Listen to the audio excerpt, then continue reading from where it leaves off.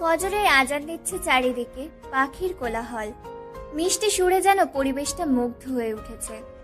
চারপাশটা এখনো আবছা আবছা অন্ধকার। জেলখানার ভেতরে কয়েদিখানার একটি ছোট্ট রুমে বসে আছে একটি ছেলে। কি যেন দেয়ালে একটা লিখছে। মুচকি একটা হাসি দিয়ে ফজরে আজান দেওয়ায় ওজু করে নামাজে দাঁড়িয়ে পড়ে। নামাজ শেষ করে প্রতিদিনের মতো সেই পাগলের মতো দেয়ালে একের পর এক আঘাত করতে থাকে একটি ছবির উপরে। আজকে প্রায় 5 বছর ধরে সে দেয়ালের উপরে যেই ছবি আঁকা আছে সেই ছবিটির উপরে আঘাত করে আসছে। প্রায় দেয়ালটাকে আঘাত করে ক্ষত করে ফেলেছেন, হাত কেটে রক্ত পড়ছে। ছেলেটির এরকম পাগলামতে কেউ তাকে ভয় কোনো কিছু জিজ্ঞাসা করে না। হ্যাঁ, জেলখানা। আজকে 5 বছর হলো সাকিব নামক এই ছেলে এসেছে কোনো এক কারণে। দেখতে দেখতে সব কয়েদিরা ঘুম থেকে উঠে যায়। কয়েদি নাম্বার 301। সাকিবের এরকম পাগলামো দেখে কয়েদিখানার ভেতরে বাকি সব যে কয়েদিরা আছে তারা থালা বাসন বাজাতে থাকে। কয়েদিখানার ভেতরে এরকম হইচই দেখে কয়েকজন পুলিশ এসে কয়েদিখানার 301 নম্বর সাকিবকে থামায় এবং হাতে বেরি পায়ে গলায় দড়ি দিয়ে বেঁধে দেয় যাতে সে পাগলামি করতে না পারে। কিছু সময় পর জেলার সাহেব এসে তার সামনে চেয়ার নিয়ে বসে পড়ে আর মৃদু কণ্ঠে বলে ওঠে, দেখো সাকিব, আমি জানি না তোমার সাথে কি ঘটেছে। তোমার সাথে যেটাই ঘটুক না কেন, এটা অন্যায় হয়েছে। আজকে 5 বছর হলো তুমি এই জেলে এসেছো। কেন জানি না তুমি এই ছবিটা কার এঁকেছো এবং এই ছবির উপরে কেনই বা আঘাত করছো। বছর কয় মাস যায়, দিন যায়, তারিখ যায়, তুমি সব কটা মাস, দিন, তারিখ, বছর লিখে রাখো এই দেওয়ালের পাতায়। তবে তোমার সাথে যাই ঘটুক না কেন, তোমার অতীতটা আমরা সবাই শুনতে চাই। তুমি একজন ম্যাজিস্ট্রেটের সন্তান হয়ে কি করে এরকম অন্যায় করতে পারো? আমার এটা বিশ্বাস হয় না মোটেও। তার উপর তোমার চাচা এত বড় একজন আইনজীবী। যাই হোক, তোমার জীবনের কাহিনীটা শেষবার আমরা শুনতে চাই, কারণ ছোট্ট একটা কাহিনীর মধ্যে লুকিয়ে থাকে হাজারো অজানা কাহিনী। এই বলে জেলার আর কোনো কথা না বলে হাতের ইশারা দেয় কনস্টেবল সাহেবকে। কনস্টেবল সাহেব সাকিবের গোলা এই বলে জেলার আর কোনো কথা না বলে হাতের ইশারা দেয় কনস্টেবল সাহেবকে। কনস্টেবল সাহেব সাকিবের গলা ও হাতে পায়ে বেড়ি খুলে দেয়। পরিবেশটা বেশ শান্ত। কয়েদিখানার ভেতরে সাকিব সহ আছে রাহাত আপন আলমগীর। রাহাত আলমগীর কোনো কথা বলে না, চুপচাপ দেখতে থাকে পরিবেশটা। রাহাত শহরের টোকাই মাস্তান, সে কাউকে খুন করতে দুবার ভাবে না, অর্থাৎ কন্ট্রাক্ট সিরিয়াল কিলার। টাকার বিনিময়ে কাজ করে সে। আর আপন, সে হচ্ছে শহরের আতঙ্কবাদী। শহরে টাকার বিনিময়ে সে আতঙ্ক সরিয়ে দেয়। বিভিন্ন বোম ব্লাস্ট ও খুনাখুনির মধ্যে জড়িত সে। সবশেষে আলমগীর হচ্ছে শহরের শীর্ষ ও আন্ডারওয়ার্ল্ডের টপ সিক্রেট ইনফর্মার। সে টাকার বিনিময়ে এক দেশে তথ্য আরেক দেশে পাচার করে, যাকে বলে সাইবার ওয়ার্ল্ডের টপ হ্যাকার কিং। এই তিনজনের যোগসূত্রে সাকিবের সাথে জেলে থাকে। তবে তারা সাকিবকে প্রচন্ড ভয় পায়, কেননা সাকিবকে তার সম্পর্কে তাদের বেশ কিছু ধারণা আছে। কারণ সাকিব ছিল একজন রাজনৈতিক নেতা। শহর ও দেশ এবং দেশের বাইরে ছিল তার বেশ পাওয়ার। চাইলে সে এখান থেকে 2 মিনিটের মধ্যে বেরিয়ে যেতে পারে, কিন্তু সে এটা কখনোই করবে না, কারণ সে আইনকে সম্মান করে। যেখানে শহরে তার মা একজন ম্যাজিস্ট্রেট, বাবা দেশ ও দেশের বাইরের কোটিপতি বিজনেসম্যান, চাচা বিশাল এক আইনজীবী, এর মধ্যে রয়েছে তার পাওয়ার। সাকিব চোখ বন্ধ করে বসে আছে। হঠাৎ কিছু বেইমান, প্রতারক, ধোঁকাবাজ, বিশ্বাসঘাতকের চোখের সামনে ছবি ভেসে আসতে মুচকে একটা হাসি দেয় সাকিব। তার এই হাসির অর্থ খুবই ভয়ঙ্কর। এই হাসির মানে হলো লুকিয়ে থাকা হাজারো কথা। হঠাৎ তার একজনের কথা মনে পড়তেই নিজের অজান্তেই তার চোখ থেকে 2 ফোঁটা অশ্রু গড়িয়ে পড়ে। সাকিবের চোখে পানি দেখে রাহাত আপন আলমগীর একে অপরের দিকে তাকিয়ে আছে। বেশ কিছু সময় নীরবতায় কেটে যায়। নীরবতা ভেঙে রাহাত বলে ওঠে, ভাই, আপনার চোখে জল মানায় না। আমি জীবনে অনেক খুন করছি, এবার না হয় আপনার জন্য বেশ কিছু খুন করব। আপনি শুধু আপনার জীবনের কাহিনী বলুন। এই কথা শুনে সাকিব, আপন, আলমগীর একে অপরের দিকে তাকিয়ে আছে। আপন ও আলমগীর তারাও একই কথা বলে, খুন খারাপি, হানাহানি, মারপিট, সন্ত্রাসী করবে। এবার না হয় জেল থেকে বের হওয়ার পর সাকিবের জন্য আরো বেশ কিছু খুন করবে। সাকিব তিনজনের দিকে তাকিয়ে একটা মুচকি হাসি দেয়। তারা তিনজন সাকিবের দিকে তাকিয়ে আছে। সাকিব সে অতীতে ডুব দেয়। সাকিব বাবা মায়ের একমাত্র সন্তান। আমি পূর্বেই বলেছি যে সাকিবের মা একজন মস্ত বড় ম্যাজিস্ট্রেট, আর সাকিবের বাবা দেশ ও দেশের বাইরে একজন বিশ্বের ওয়ার্ল্ড টপ কোটিপতি বিজনেসম্যান। সাকিবের চাচা শহরের বিশেষ ও প্রধান আইনজীবী, তার চাচি গৃহিণী। এক পরিবারেই বসবাস করে তারা, যাদেরকে যৌথ পরিবার বলা হয়। বেশ সুখে কাটছে সাকিবের দিনকাল। সাকিব তার বাবার অফিসের পাশাপাশি রাজনীতি করে। গরিব দুঃখী মানুষের সহায়তা করাই তার প্রধান কাজ।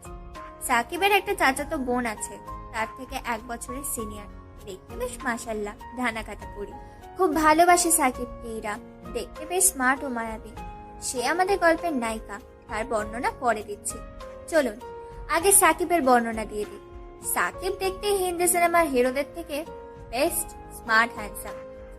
শঠাম দেহ, 6 প্যাক বডি, উচ্চতা প্রায় 7 ফুট 2 ইঞ্চি, উজ্জ্বল ফর্সা গায়ের রং, ধবধবে সাদা, দুধে হালতা গায়ের চামড়া।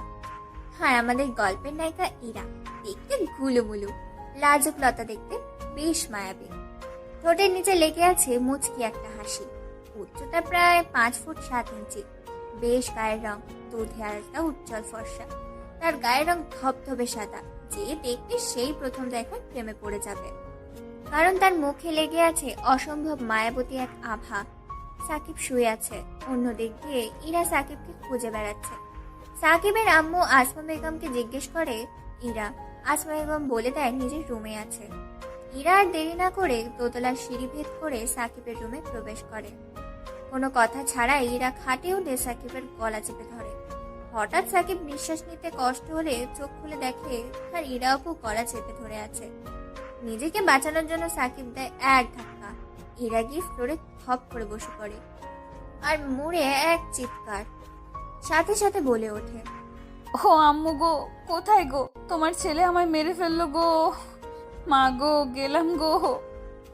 এসব বলছে আর কাঁদছে। কিছুক্ষণ পর আসমা বেগম মানে সাকিবের আম্মু আর ইরার আম্মু ড্রয়িং রুম থেকে চলে আসে সাকিবের রুমে, আর দেখে সাকিব বিছানার উপরে বসে আছে আর ইরা ফ্লোরে পড়ে কান্না করছে। এটা দেখে আসমা বেগম বলে ওঠে, একে ইরা, তুই নিচে কিভাবে পড়লি? আর তুই এখানে বা কি করছিস? এবার ইরা কাঁদতে কাঁদতে বা কাঁদার অভিনয় করে বলে ওঠে, আমি তোমাকে বললাম না ওকে ডাকতে এসেছিলাম, আর ওকে ডাকার সময় ও বলে যাবে না। আমি ওকে ওঠাতে গেলে ও আমাকে জোরে ধাক্কা দিয়ে ফেলে দেয়। এখানে আমি খুব ব্যথা পেয়েছি, কোমরটা বুঝি আমার ভেঙেই গেল। আসমা বেগম তার মেয়ের মুখে একথা শুনে রাগী দৃষ্টিতে তাকায় সাকিবের দিকে। সাকিব একটা শুকনো ঢোক গিলে, কারণ সে তার মাকে খুবই ভয় করে। সাকিবের দিকে আসমা বেগম এভাবে তাকিয়েছে দেখে জান্নাত বেগম চোখের ইশারায় সাকিবকে শান্ত হতে বলে। আর জান্নাত বেগম হচ্ছে ইরার আম্মু। আসমা বেগম নিজের ছেলের দিকে তাকিয়ে বলে ওঠে রাগী কণ্ঠে, তুই ওকে ধাক্কা দিয়ে ফেলে দিয়েছিস কেন? যেহেতু তুই ওকে ফেলে দিয়েছিস, তাহলে তুই ওকে ওষুধ লাগিয়ে দিবি। এই কথা শুনে সাকিবের হয়ে জান্নাত বেগম যখনই কথা বলতে যাবে, তখনই আসমা বেগম জান্নাত বেগমকে থামিয়ে দিয়ে সাকিবের হাতে একটা ওষুধের পলিথিন দিয়ে টানতে টানতে জান্নাত বেগমকে নিয়ে যায় আসমা বেগম ড্রয়িং রুমের দিকে। সাকিব নিরুপায়, আর কোনো উপায় না পেয়ে ফ্লোর থেকে কোলে করে তুলে বিছানায় এনে শুয়ে দেয় ইরাকে। তারপর ইরা মুচকি মুচকি হাসি দেয় আর চোখে তাকিয়ে নিজের জামাটা একটু হালকা উঠিয়ে বলে ওঠে, দিলি তো আমার কোমরটা ভেঙে। এখন আমাকে কে বিয়ে করবে? তুই আমাকে ফেলে দিয়েছিস, তুই আমার এখানে ওষুধ লাগিয়ে দে। পলিথিন থেকে হালকা ওষুধ নিয়ে নেয়।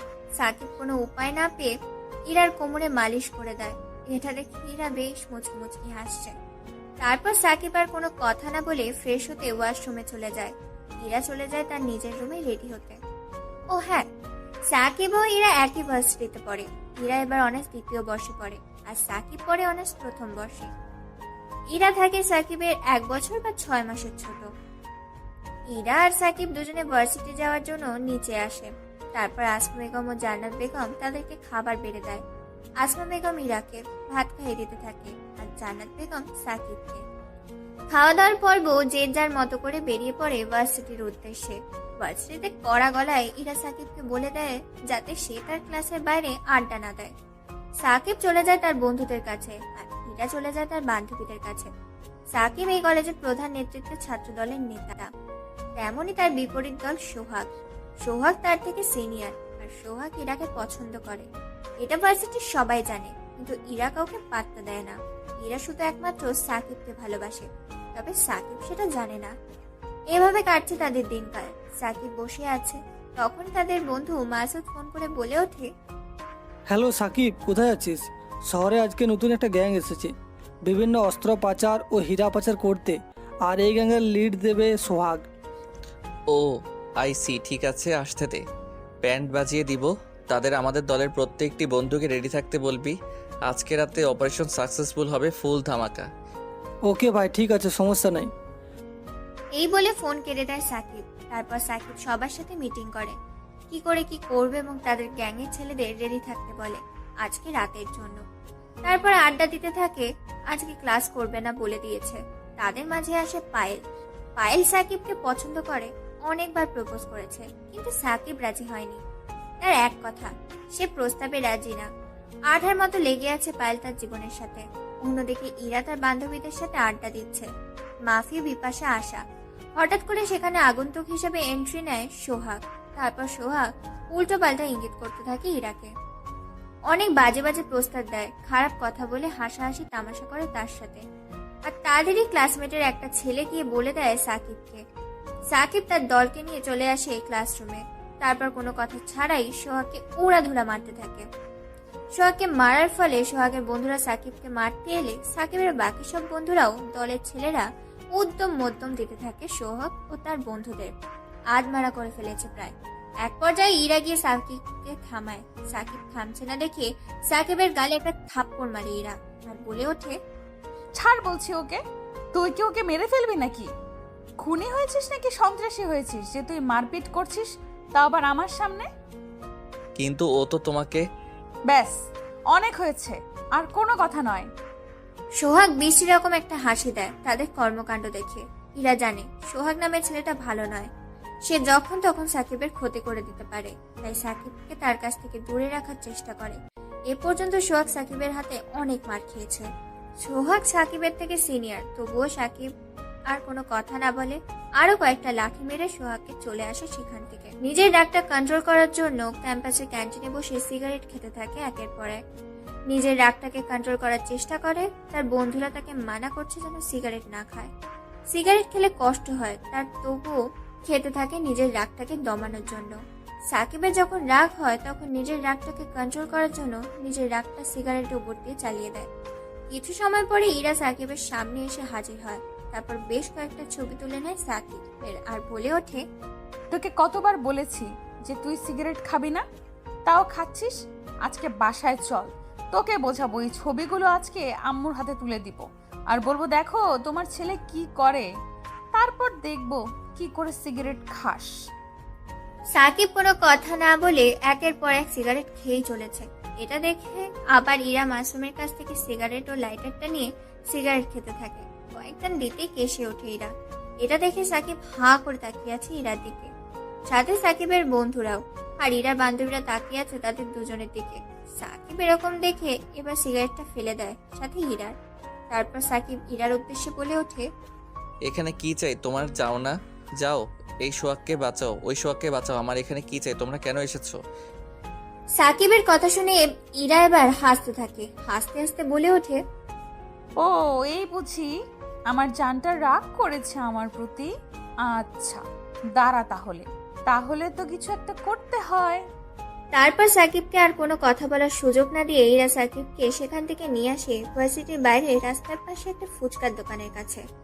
সেখানে গিয়ে ফুচকাওয়ালা মামার কাছ থেকে 2 প্লেট ফুচকা নেয়। দুটোতেই ঝাল দেওয়া আছে। ইরা একের পর এক খেয়েই চলেছে। সাথে থাকা সাকিব তার খাওয়া দেখে হাঁ করে আছে। সাকিব এভাবে হাঁ করে আছে দেখে ইরা এবার তার প্লেট থেকে একটা ফুচকা নিয়ে মুখে ঢুকিয়ে দেয় সাকিবের। সাকিব আনমনে সেটা খেতে থাকে। কিছু সময় পর সাকিব তার মুখে ঝাল অনুভব করে, হাতের প্লেটটা ফেলে দেয়, এদিক ওদিক ছোটাছুটি করতে থাকে। ঝালের জন্য ইরা সাকিবের এরকম অবস্থা দেখে ফুচকা মামার কাছ থেকে পানি চায়, কিন্তু ফুচকার দোকানে পানি না থাকায় ফুচকা মামাকে বেশ ঝাড়ি দেয়।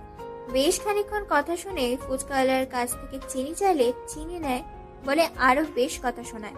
ফুচকাওয়ালাকে আশেপাশের পানি খুঁজে কিন্তু পায় না, এদিকে চিৎকার করছে। সাকিবের এরকম অবস্থা দেখে আশেপাশের লোকগুলো হাসাহাসি করছে, সাথে মেয়েগুলো এটা দেখে। আর কোনো কথা না ভেবে চার ঠোঁট এক করে দেয় ইরা। সাকিব এভাবে একেবারে হতবাক, কি যেন মিষ্টি পেয়েছে। সাকিব একেবারে স্তম্ভ হয়ে গেছে। এতক্ষণ ইরা কি করেছে কোনো খেয়ালই নেই। আশেপাশের মানুষ হাঁ করে তাকিয়ে আছে তাদের দুজনের দিকে, চোখের পলক যেন ফেলছে না। কিছু সময় এভাবে কেটে যায়। হঠাৎ সাকিবের মনে পড়তেই ধাক্কা দিয়ে সরিয়ে দেয় ইরাকে। তারপর ইরা লজ্জা পেয়ে সাকিবের বুকে মুখ লোকায়। সাকিব কোনো কিছুই বুঝে উঠতে পারছে না। তারপর সাকিব ইরাকে সরিয়ে দিয়ে বলে ওঠে, কি আপু, এটা কি করলে? আমার সব মান সম্মান উঠিয়ে নিলে। এখন আমাকে কে ভালোবাসবে বলো দেখি? আমিও তো কিছু জানি না, তোর ঝাল লেগেছিল, কোনো কিছু পাই নাই, তাই এই পদ্ধতিটা ইউজ করেছি। আমার কি দোষ বল? আমার তো মনে হয় আমার ঝাল তো হয়নি, কিন্তু তোমার ইচ্ছে হয়েছিল তাই তুমি এমন করেছো। আমি আজকে বাসায় যাই, তারপর ছোট আম্মুকে সব বলবো তুমি জোরপূর্বক ভাবে আমাকে রাস্তার মাঝে কি।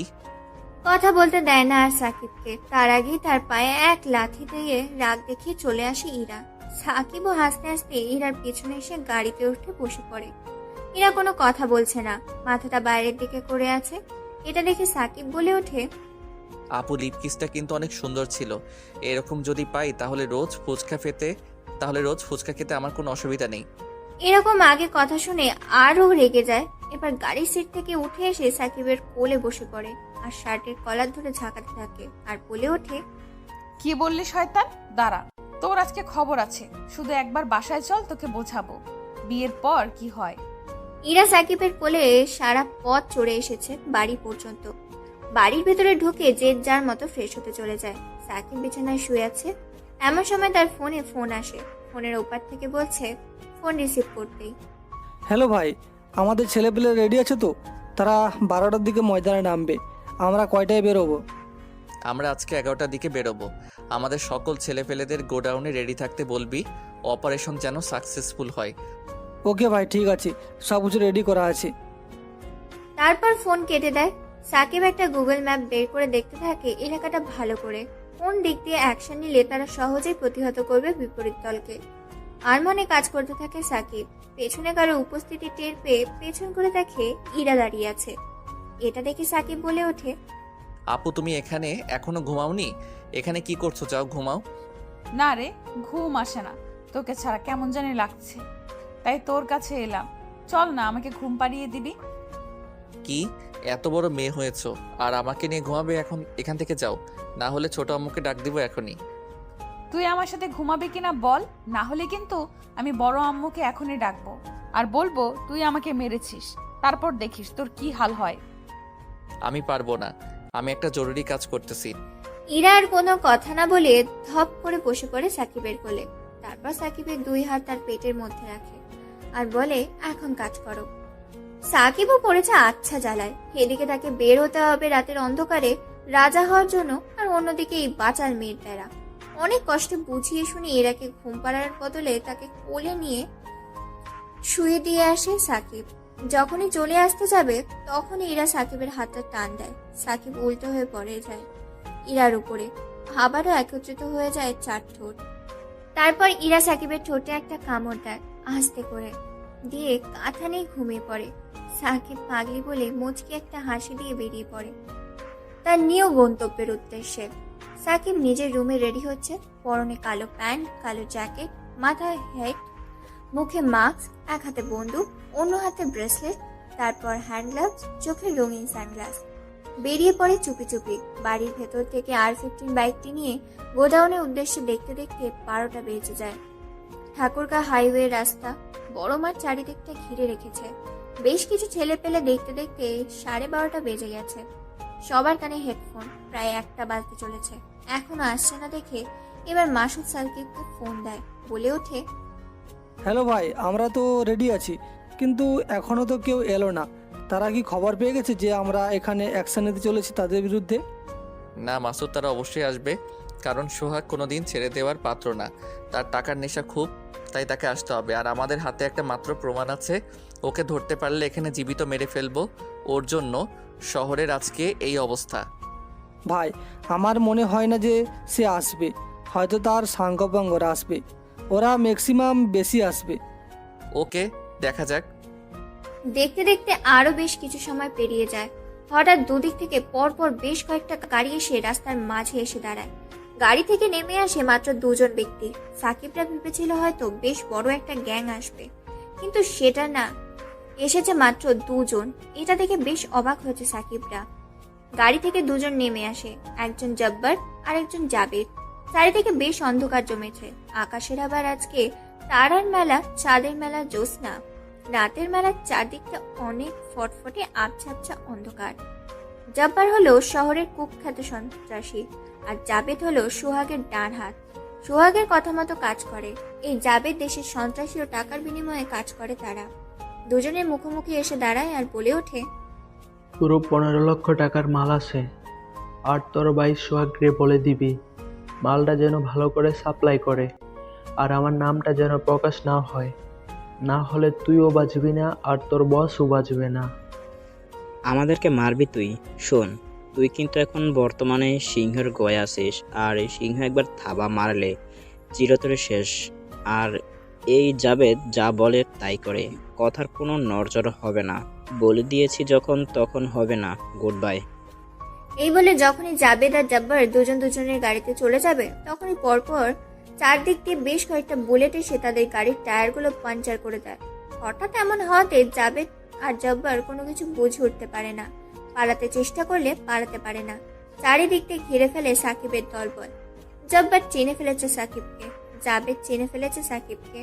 সাকিবের হাতে একবার ধরা পড়েছে মানে মৃত্যু নিশ্চিত।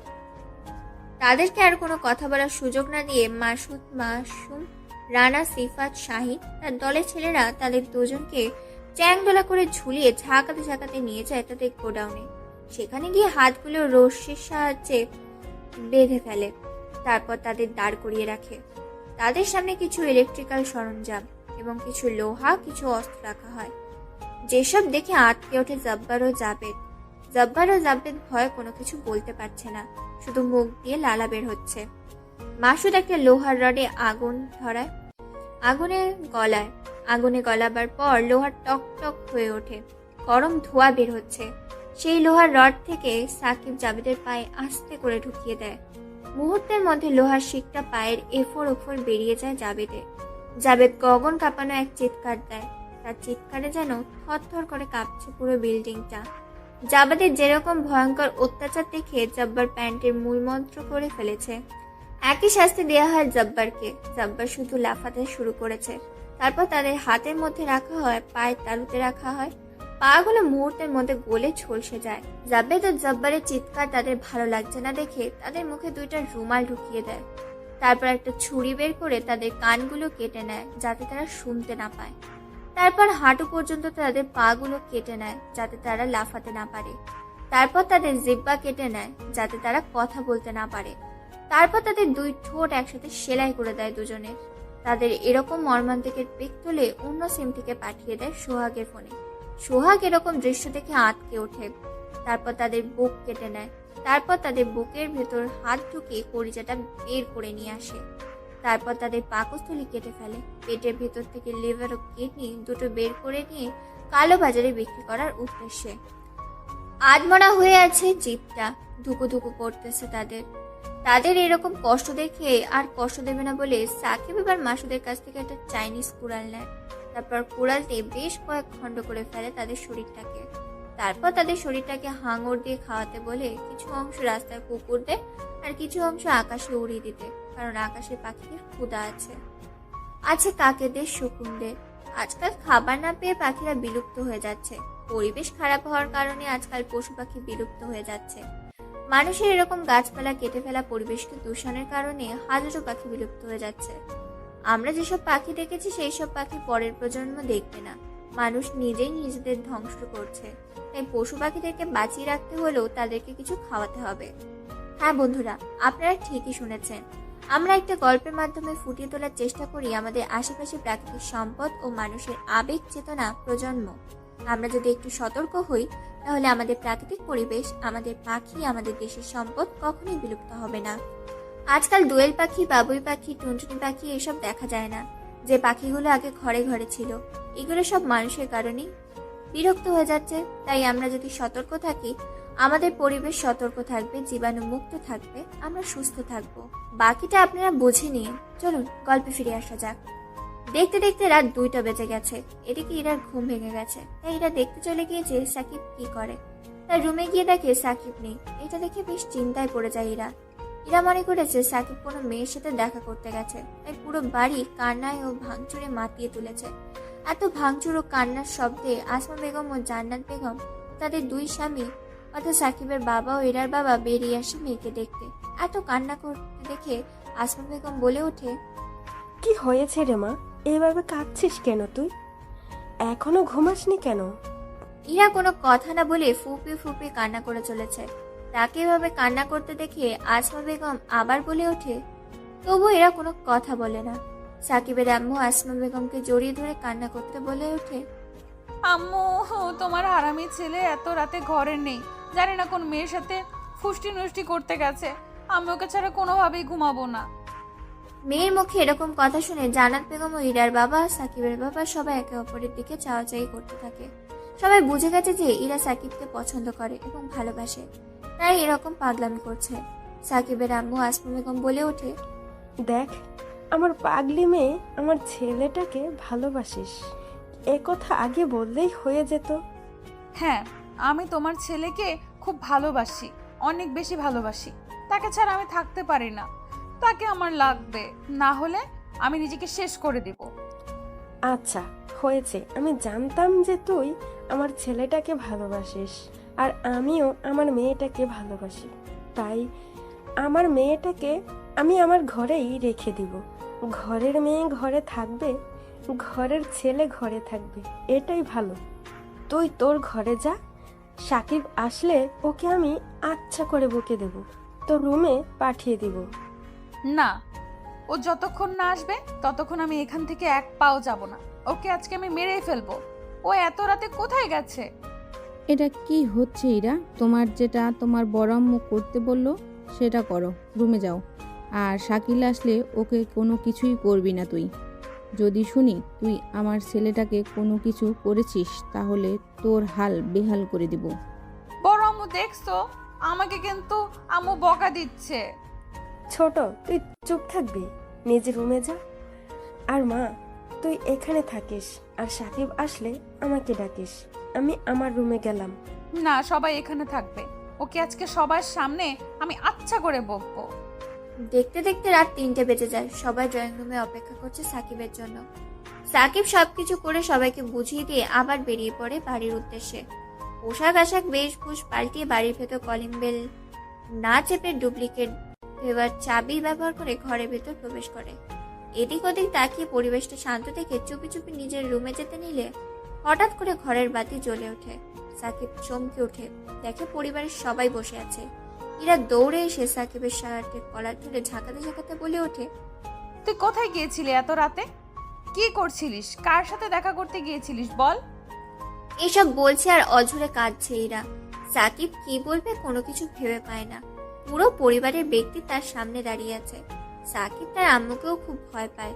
এবার আসমা বেগম বলে ওঠে, তুই কোথায় গিয়েছিলি, কেন গিয়েছিলি, কি জন্য গিয়েছিলি? আমি কোনো কিছু জিজ্ঞেস করব না। আমার মেয়েটা তোকে ছাড়া ভীষণ কষ্টে আছে, সে তোর সাথে ঘুমাতে চায়। তুই তাকে কল করে তার রুমে নিয়ে গিয়ে ওর সাথে ঘুমিয়ে পড়। যদি শুনি তুই ওর সাথে কোনো কিছু করেছিস তাহলে তোকে গরম তেলে বাউচি দিয়ে মারবো। সাকিবের কথা শুনে ভয় আর কোনো কথা না বলে ইরাকে কোলে নিয়ে যায়, তার রুমে চলে যায়। তারপর ইরাকে শুয়ে দিয়ে নিজেও বিছানায় উঠে পড়ে। সাকিবকে জড়িয়ে ধরে একের পর এক চুমু খেতে থাকে। সাকিবের বেশ ভালো লাগে, তবুও কিছু বলে না। এভাবে দুজন দুজনকে জড়িয়ে ধরে ঘুমিয়ে পড়ে পরের দিন সকালে। সাকিবের ঘুম ভেঙে যায়। সাকিব দেখে ইরাকে জড়িয়ে ধরেছে, তখন ইরাকে ছেড়ে দিয়ে ওয়াশরুম চলে যায়। কিছুক্ষণের মধ্যে ইরার ঘুমও ভেঙে যায়, দেখে সাকিব নেই। আবার চিৎকার চেঁচামেচি শুরু করেছে। তার এরকম চিৎকার চেঁচামেচি দেখে সাকিব তার সামনে এসে হাজির হয়। তারপর সাকিব তাকে ফ্রেশ হতে বলে দুজনে ফ্রেশ হতে চলে যায়। খাওয়া দাওয়া করে আবার গাড়ি নিয়ে বেরিয়ে পড়ে ভার্সিটির উদ্দেশ্যে। তারপর ভার্সিটিতে গাড়ি পার্কিং করে যে যার মতো ক্লাসে চলে যায়। ক্লাসে গিয়ে প্রতিদিনের মতো আড্ডা দিতে শুরু করেছে। ইরা তার বান্ধবীদের সাথে আর সাকিব তার বান্ধবীদের সাথে আড্ডা দেওয়ায় এক পর্যায়ে হাসির টপিক নিতে নিতে এক পর্যায়ে চলে আসে সেখানে পায়েল এসে সোজা সাকিবের পাশে বসে পড়ে। অন্যদিকে এইসব দেখেছে ইরা। এরপর পায়েল হঠাৎ করে সাকিবের সামনে গিয়ে হাঁটু পেরে লাল টকটকে রক্তমাখা গোলাপ হাতের মুঠোয় নিয়ে চক্ষু বন্ধ করে হাসি মাখা মায়াবী কণ্ঠে বলে ওঠে, I love you, Shakib. Do you love me and you will marry me? আমি তোমার প্রথম দেখেই ভালোবেসে ফেলেছি। যেদিন তোমায় দেখেছিলাম হিরোদের স্টাইলে মারপিট করতে, আমি তোমার প্রেমে মশগুল হয়ে উঠেছি। প্লিজ আমাকে ফিরিয়ে দিও না। আমি তোমায় অনেক ভালোবাসি। তোমার কোনো কষ্ট পেতে দেব না। এই কথা শুনে সাকিব সহ তার বন্ধু ও বান্ধবীরা দাঁড়িয়ে যায়। অন্যদিক থেকে ইরা এসব দেখছিল। এসব দেখে রেগে কটমট করছে, চোখগুলো লাল রক্তবরণ ধারণ করেছে, সেখান থেকে হনহন করে আসতে শুরু করেছে। সাকিব কোনো কিছু বলার আগেই বেশ কয়েকটা থাপ্পড় পড়ে পায়েলের গাড়ি। হঠাৎ এমন কিছু হওয়াতে চমকে যায় সবাই। পায়েল এতগুলো থাপ্পড় খেয়ে বেশ কয়েক হাত দূরে গিয়ে পড়ে যায় ছিটকে। সবাই তাকিয়ে দেখতে পায় থাপ্পড়গুলো মেরেছে তাদেরই সিনিয়র ইরা। সবাই হা করে তাকিয়ে আছে ইরার দিকে। পায়েল এতগুলো থাপ্পড় খেয়ে এক দৃষ্টিতে তাকিয়ে আছে সাকিবের দিকে। মায়াবী চেহারা দিয়ে সাকিবের কোনো কিছুই বলার আগেই সাকিবের গালে আরো বেশ কয়েকটা থাপ্পড় দেয় ইরা আর বলে ওঠে, ওর সাহস কি করে হয়? ও তোকে প্রপোজ করে? ও জানে না তুই শুধু আমার, আমি তোকে ভালোবাসি। ওকে আজকে আমি মেরে ফেলবো। ওর কত বড় সাহস আমার কলিজার ভাগ বসাতে এসেছে। আর তোকে আমি বাসায় চল, দেখাচ্ছি তোকে। এইসব বলে আরো কয়েকটা থাপ্পড় বসিয়ে দেয় পায়েলের গাড়ে। আরো বেশ কিছু থাপ্পড় দিতে যাবে, তার আগেই ধরে ফেলে সাকিব ইরাকে থামানোর চেষ্টা করছে। কলেজ ক্যাম্পাসে এরকম হইচই ও হাঙ্গামা দেখে প্রিন্সিপাল বেরিয়ে আসে, সাথে সোহাগও বেরিয়ে আসে। তারপর প্রিন্সিপাল সবটা শুনে মিটমাট করে দেয়। তাদের মধ্যে থেকে প্রিন্সিপাল এইসব শুনে পুরোনো দিনের একটা কথা মনে পড়ে যায় আর ভাবতে থাকে তার প্রতিশোধ নেওয়ার পালা এইবার এসে গেছে। প্রিন্সিপাল মনে মনে ছক কষতে থাকে কি করে তার প্রতিশোধের আগুন নেভাবে। এদিকে সোহাগও কিছু একটা ভাবছে মনে মনে। অন্যদিকে পায়েল এতগুলা ছেলে মেয়ে ও শিক্ষকদের সামনে অপমান হয়ে বেশ কষ্ট পায়, সাথে প্রতিশোধ নেবে চিন্তাভাবনা করে সে। তারপর সাকিব ও তার বন্ধুরা এবং ইরার বান্ধবীরা সাথে সাকিব ও ইরাকে নিয়ে কলেজ ক্যাম্পাস থেকে বেরিয়ে আসে। সবাইকে বিদায় দিয়ে সাকিব ইরাকে নিয়ে ভার্সিটি থেকে চলে আসে বাড়িতে। তারপর একের পর এক জিনিস ভাঙচুর করতে থাকে ইরার এরকম অবস্থা দেখে আসমা বেগম আর জান্নাত বেগম জিজ্ঞেস করতে থাকে কি হয়েছে, কিন্তু কোনো কিছুই না বলে ভাঙচুর করতে থাকে। এক পর্যায়ে সাকিব ইরাকে জড়িয়ে ধরে, তারপর ইরা শান্ত হয়। সাকিবের বুকে মাথা গুঁজে দিয়ে ইরা হাও মাও করে কান্না করতে থাকে। ইরাকে শান্ত করার জন্য তার রুমে নিয়ে যায়। তারপর ইরাকে নিয়ে বিছানায় শুয়ে পড়ে। সাকিব নিজের বুকে জড়িয়ে ধরেই রাখে, কিছুক্ষণের মধ্যে ঘুমিয়ে যায়। তারপর ইরাকে কাঁথা টেনে দেয় তার শরীরের উপর দিয়ে। তারপর তার রুম থেকে চলে আসে। ড্রয়িং রুমে শায়লা বেগম ছেলেকে দেখে কি হয়েছিল জিজ্ঞেস করে। সাকিব প্রথম থেকে শেষ পর্যন্ত কলেজে ঘটে যাওয়া বিষয়গুলো সব খুলে বলে। আসমা বেগম তাদের খুব শীঘ্রই বিয়ে দিবে বলে সিদ্ধান্ত নেয়। আর আজকে সাকিবের বাবা ও চাচা আসলে এই বিষয়ে তাদের সাথে শেয়ার করবে, কারণ দিন দিন ইরার পাগলামা বেড়েই চলেছে। এরই মধ্যে ইরার ঘুম ভেঙে যায়। অনেক কষ্টে তাকে বুঝিয়ে শুনিয়ে বাড়িতে রেখে বাড়ির বাইরে বের হয়। সাকিব আর বাড়ি ফেরেনি। দেখতে দেখতে বিকাল পেরিয়ে সন্ধ্যা পেরিয়ে রাত 10টা। আজকে আকাশটা ঘন কালো আধারে ছেয়ে গেছে। এই বুঝি অঝোর ছুটে ঝরঝর করে বৃষ্টি নামবে। বলতে বলতেই বৃষ্টি শুরু হয়ে গেছে। যানবাহন, মানুষের সমাগম, পাখির কিচিরমিচির, ঝিঝি পোকার ডাক সব নিস্তব্ধ হয়ে গেছে। পরিবেশটা যেন বৃষ্টি পড়াতে শীতল অনুভব করছে। আকাশে মেঘের সাথে বিদ্যুৎ চমকাচ্ছে, ভীষণ রকম বিকট আওয়াজে গর্জন করছে। অন্যদিকে প্রিন্সিপাল, শহরের মেয়র, কলেজের রাজনৈতিক বিপরীত দলের সোহাগ এবং অপমানিত কলেজের পায়েল এবং আন্ডারওয়ার্ল্ডের টপ সিক্রেট ক্রিমিনাল ভিক্টর, যার ডায়লগ একটাই, মাথা আমার নেই, চুল করি না আমি কোনো ভুল। এই ডায়লগটা একবার দেয় তো পুরো শহর কাঁপিয়ে দেয়। তাদের সাথে মিলিয়েছে কলেজের প্রিন্সিপাল, শহরের মেয়র, অপমানিত পায়েল এবং রাজনৈতিক বিপরীত দল সোহাগ। একটা পরিত্যক্ত বাড়ি ড্রয়িং রুমে বসে আছে 4 জন মিলে, ল্যাপটপের সামনে রাখা। ল্যাপটপের ওপার পাশে ভিক্টর আছে এবং ভিক্টরের সাথে কন্ট্যাক্ট করেছে এই 4 জন। চলুন সাকিবের সাথে এদের শত্রুতা কি, কেনই বা প্রতিশোধ নিতে চাচ্ছে ক্লিয়ার করে আসি আপনাদের সাথে। না হলে বুঝবেন না গল্পটা কোথা থেকে কি হচ্ছে। হ্যাঁ, কলেজের প্রিন্সিপাল তার ছেলের মৃত্যুর প্রতিশোধ নেওয়ার জন্যই পরিকল্পনা করবে সাকিবকে জেলে পাঠানোর জন্য। অর্থাৎ প্রিন্সিপালের ছেলে গরিব বাবার এক মেয়ে নৃশংসভাবে রেপ করেছিল, আর ওই কেসটা দায়িত্ব পড়েছিল আসমা বেগম অর্থাৎ সাকিবের আম্মুর হাতে। প্রিন্সিপাল সাকিবের আম্মুকে 1 কোটি টাকা দিতে চেয়েছিল, কিন্তু সাকিবের আম্মু রাজি না হওয়াতে প্রিন্সিপালের ছেলের ফাঁসি হয়। দায় শোনায় প্রিন্সিপাল এই শোকে বেশ কিছু মাস ভার্সিটিতে আসেনি, আর আসমা বেগম ছেলেকে জেলে পাঠিয়ে তার প্রতিশোধ নেবে। এইদিকে সোহাগ হচ্ছে কলেজের বিপরীত দলের নেতা। সে সবসময় কলেজের হাঙ্গামা, র্যাগিং এবং বিভিন্ন দুর্নীতিতে যুক্ত আছে। সাকিব থাকায় সে এসব করতে পারছে না। আর তখন সোহাগ ইরাকে ভালোবাসে, কিন্তু সাকিব থাকায় ইরা সোহাগকে ভালোবাসে না, এজন্য সেও প্রতিশোধ নেবে। শহরের মেয়র, যে কিনা শহরের রক্ষা কথা, সেই হয়ে গেছে রক্ষার বদলে ভক্ষক। সাকিব আসমা বেগমের সন্তান, মেয়র সেটা জেনে গেছে। মেয়রের চোরা কারবারির মাল পুলিশ ধরেছিল এবং তার কেস কোর্টে তোলা হয়, আর সে দায়িত্ব আসমা বেগমের ওপর পড়ে এবং 2 বছরের জন্য থানায় আটকে রাখা হয় মেয়রকে, এবং তার সব সম্পত্তি ও কালোবাজারি সরকারের হাতে তুলে দেয়। এই জন্য সাকিবের ওপর প্রতিশোধ নেবে, আর আসমা বেগমকে নিঃস্ব করার জন্য প্রতিশোধ নেবে। পায়েল হচ্ছে পাগল প্রেমিকা। পায়েল সাকিবকে খুব পছন্দ করে, জানি না ভালোবাসে কিনা। ইরা ভরা কলেজের মাঠে এক অপমান করেছে, তার এই অপমান সহ্য করতে না পেরে পায়েল এই 3 জনের সাথে হাত মিলিয়েছে প্রতিশোধ নেবে বলে সাকিবের কাছ থেকে। সর্বশেষে রয়েছে ল্যাপটপের ওপাশে ভিক্টর হচ্ছে কুখ্যাত সন্ত্রাসী আন্ডারওয়ার্ল্ডের। সে দেশের বাইরে থেকে দেশের ভিতরে বিভিন্ন অপরাধমূলক কাজ করে। তার কাজে অনেকবার বাধা দিয়েছে সাকিব। সে দেশে থাকার সেসব কাজ করতে পারে না, ব্যবসায় তার লস হয়। তাই এদের সাথে হাত মিলিয়ে সাথে সাকিবকে শেষ করে দেওয়ার জন্য এই হচ্ছে তাদের পরিকল্পনা করতে বসে গেছে পায়েল। বলে ওঠে, ওইরা সবার সামনে আমাকে কলেজে থাপ্পড় মেরেছে, এর প্রতিশোধ আমি নেবই। আমার কাছে একটা দারুণ পরিকল্পনা আছে মেয়র সাহেব, এবং আমাদের সাথে আছে ভিক্টর সাহেব। আমাদের একটা চালে পুরো তাদের পরিবার ধ্বংস হয়ে যাবে। সাথে ওই আসমা বেগম নিজের আপনজন হারানোর কেমন ব্যথা হয় সেটা অনুভব করবে। এক কথায় আমাদের একটা পরিকল্পনায় তাদের পুরো পরিবারটাই ভেসে যাবে। কিন্তু পরিকল্পনাটাই বা কি? তুমি কি এমন করতে চাইছো যেটা দিয়ে পুরো পরিবার শেষ? শোন তাহলে, পরিকল্পনাটা হচ্ছে শেষবারের মতো পায়েল, তুমি গিয়ে ওকে একটা কথা বলার জন্য একা ডাকবে একটা রুমে কিংবা বাথরুমে। তারপর নিজের শরীরের জামা এমন অবস্থা করবে নিজের যাতে দেখে তোমাকে মনেই হবে তোমাকে জোরপূর্বকভাবে ধর্ষণ করার চেষ্টা করা হয়েছে। তারপর শুরু করব আমরা আমাদের নাটক।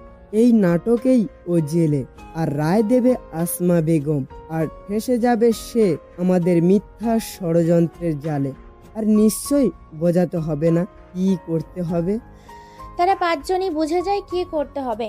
উপর থেকে তাদের সকল রকম আইনি সাহায্য দেবে এবং রাজনৈতিক সাহায্য দেবে ভিক্টর। তারা তাদের মতো বেরিয়ে পড়ে পরের দিন ভার্সিটিতে নতুন এক ধামাকা করবে বলে। এইদিকে দেখতে দেখতে রাত 12টা বেজে গেছে। চারিদিকে পানির বৃষ্টির শব্দে চারদিকটা থই থই করছে। বৃষ্টির আওয়াজে পরিবেশটা বেশ অন্ধকার। সাকিবের দল রাস্তার মাঝখানে গাছের নিচে বেঁধে ফেলে 2 লোককে, হাকিম ও রিয়াদ। এরা সুদের ব্যবসা করে, মানুষের কাছ থেকে চক্রবর্তী সুদ খেয়ে তাদের রক্ত চুষে খায় এবং তাদের টাকা পরিশোধ করতে না পারলে তাদের সম্পত্তি জোরপূর্বকভাবে তাদের কাছ থেকে নিয়ে নেয়। তারপর তাদের হত্যা করে মেরে ফেলে, পুঁতে দেয়। পুলিশ খবর পেলে তাদের মোটা অঙ্কের টাকা দিয়ে চুপ করিয়ে দেয়। এই খবরটা পেয়েছে সাকিব ও তার দলবল। সাকিব, শিয়াম, মাসুম, তাদের 3 জন হাতে ছুরি, পিস্তল ও কুড়াল। কোনো কথা ছাড়াই যাদের চিৎকার করতে না পারে তাদের মুখের ভেতর ঢুকিয়ে দেয় রুমাল। তাদের শরীরটা কেটে ফালা ফালা করে ফেলে। ধীরে ধীরে হাতের শিরা, পায়ের শিরা কেটে দেয়। তাদের কিডনি ও লিভার বের করে নেয়, সেইগুলো বাজারে বিক্রি করবে বলে এবং গরিব দুঃখীকে সাহায্য করবে বলে। তারপর তার জিহ্বা কেটে ফেলে, মুখের ভেতর কয়েকটা সিগারেট জ্বালিয়ে ঢুকিয়ে দেয় মুখের ভেতর। তারপর মুখটা সেলাই করে দেয়। হাত পাগুলো কেটে ফেলে 3 জন মিলে। তারপর ছুরি দিয়ে একের পর এক আঘাত করতে থাকে। যখন মরমর অবস্থা, তখন তাদের চোখ উপড়ে ফেলে সেইগুলো বিক্রি করার জন্য। তারপর ধারালো ছুরি, চাইনিজ কুড়াল ও রামদা দিয়ে তাদের শরীরটা কেটে টুকরো টুকরো করে ফেলে। তারপর তারা চলে যায় তাদের নিজ গন্তব্যে। সাকিব গিয়ে ঘুমিয়ে পড়ে ইরার পাশে, নইলে পাগলিটা প্রতিদিনের মতো চিৎকার করতে শুরু করবে। সে তার পাশেই ঘুমিয়ে পড়ে। পরের দিন সকালে সবাই খেতে বসেছে, তখন তাদের মধ্যে থেকে আসমা বেগম বলে ওঠে, আজকে ভার্সিটি থেকে তাড়াতাড়ি আসবি, কারণ আজকে তোদের পাকা কথা ফাইনাল করব। আমি চাই না তোরা বিয়ে না করে এক ঘরে এতদিন থাক। এই কথা শুনে সাকিবের গলার ভাত আটকে যায়। ইরা তাকে পানি দেয়। সবাই সাকিবের এইরকম কাণ্ডে হু হু করে হেসে ওঠে। তারপর সবাই হাসি মুখে বেরিয়ে যায় যে যার কাজে। সাকিবিরা চলে যায় ভার্সিটিতে। আজকে কেন জানি না ভার্সিটির পরিবেশটা থমকে আছে, কি যেন হতে চলেছে। এইদিকে ইরার মনটা খসখস করছে। আসমা বেগমও মনটা কেমন যেন আনচান আনচান করছে। কেউ কোনো কিছুই বুঝতে পারছে না। ইরা চলে যায় তার বান্ধবীদের সাথে আড্ডা দিতে। আড্ডা দিচ্ছে মাফি, বিপাশা, আশা। অন্যদিকে আড্ডা দিচ্ছে মাসুম, মাসুদ, সাকিব, রিয়াদ, রাজ, সৌভিক, শাওন, ইয়াজ, তৌফিক। এরা সবাই সাকিবের বন্ধু। সবাই আড্ডা দিচ্ছে একসাথে। তখনই তাদের আড্ডার মাঝে উপস্থিত হয় পায়েল। পায়েল এসে বলে ওঠে, সাকিব, আমার সাথে চলো না, তোমার সাথে আমার শেষবারের মতো কিছু কথা আছে, হয়তো আর দেখা হবে না। সাকিব কোনো কথা বলে না। পায়েল বারবার তাকে যেতে বলছে। সাকিব কোনো কিছু বলছে না। এটা দেখে মাসুম বলে ওঠে, ভাই ও যেহেতু বলছে অনেকক্ষণ ধরে, তাহলে তোর ওর কথাটা শোনা দরকার আছে। যা শুনে আয়, আমরা তো এখানে আড্ডা দিচ্ছি। তারপর পায়েল সাকিবকে নিয়ে চলে যায় দোতলার রুমে। রুমটা বন্ধ ছিল, নিস্তব্ধ। তেমন এদিকে কেউ আসে না। রুমের মধ্যে দুজনেই ঢুকে হঠাৎ করেই দরজা আটকে দেয় পায়েল। তারপর পায়েল নিজের জামা কাপড় ছিঁড়ে ফেলে, শরীরের চুলগুলো এলোমেলো করে দেয়, যাতে তাকে দেখে মনে হয় কেউ জোরপূর্বকভাবে তাকে ধর্ষণ করার চেষ্টা করেছে। পায়েল সাকিবকে জড়িয়ে ধরে চিৎকার করতে থাকে। বেশ কিছু সময় এভাবে কেটে যায়। হঠাৎ এত কারো চিৎকার শুনে প্রিন্সিপাল সোহাগ চলে আসে তাদের কিছু ছেলেপুলে ও মেয়েকে নিয়ে। তাদের দরজা ভিতরে ঢুকে যা দেখে, তাদের সবাই মারধর করতে থাকে সাকিবকে। সাকিবের বন্ধুরা এসে সবাইকে থামায়। সেখানে চলে আসে ইরা ও তার দুই বান্ধবী। পায়েল ইরাকে দেখে দৌড়ে গিয়ে জড়িয়ে ধরে, কান্না করতে থাকে আর বলে ওঠে, আপু, এই জানোয়ারটার হাত থেকে আমাকে বাঁচাও। ও আমাকে নষ্ট করতে চেয়েছিল। প্লিজ আপু, আমাকে বাঁচাও। ইরা কোনো কিছুই বুঝে উঠতে পারছে না। সাকিবের প্রতি তার ঘৃণা জন্মাতে শুরু করেছে তার মনে। কেননা পায়েল যা অবস্থা তাতে দেখেই বোঝা যাচ্ছে সাকিব তার সাথে এমন করেছে। পায়েল আবার বলে ওঠে, আপু, আমিও কি শেষবারের মতো ওর কাছে মাপ চাইতে এসেছিলাম, কিন্তু সে আমার সাথে এসব করবে আমি কোনো দিন ভাবতে পারিনি। তুমি ঠিকই বলেছিলে আপু। ইরা কোনো কথা না বলে পরপর বেশ কয়েকটা থাপ্পড় লাগিয়ে দেয় সাকিবের গালে। সবার সামনে প্রিন্সিপাল ফোন করে শায়লা বেগমকে, অর্থাৎ সাকিবের পুরো পরিবারকে ফোন করে ভার্সিটিতে আসতে বলে। সাথে পুলিশ এসেছে। সাকিব বলে ওঠে, আপু বিশ্বাস করো, আমি এসব করিনি।